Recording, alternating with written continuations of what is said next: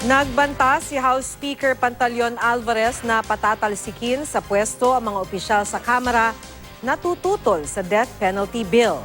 Pero ang ilang miyembro ng mayorya na tutol sa parusang bitay hindi raw matitinag. Makibalita tayo kay Tina Panganiban Perez.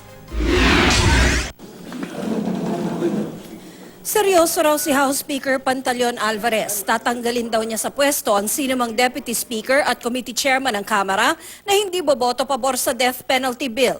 Hindi banta yun. Talagang totoo yun. Oo. Tototohanin niyo po yun. Oo, siyempre. Sinabi ko na eh. Kasama sa binabangga ni Alvarez si dating Pangulo at ngayon Pampanga Representative at Deputy Speaker for Luzon na si Gloria Macapagal Arroyo.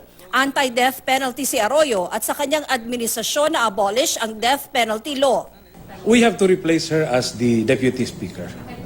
Hindi naman kasi natin pinipilit, no, na sumama sa atin.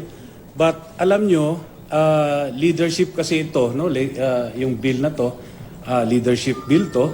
Ngayon, kung hindi ka naman sang-ayon doon sa liderato, it will be awkward na kasama ka sa leadership.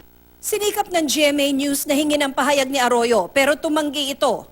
Binitiwan ni Alvarez ang banta matapos ang biglaang caucus na kanyang pinatawag kasama ang mga taga-PDP Laban at mga taga-Majority Bloc para pag-usapan ng panukala.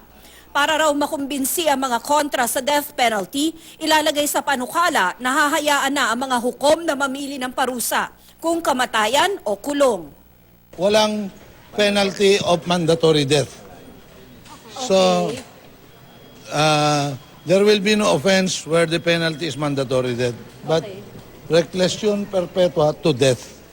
So, giving the option to the judge. Inalis din sa death penalty bill ang plunder dahil kasama naman na raw ang parusang kamatayan sa kasalukuyang plunder law.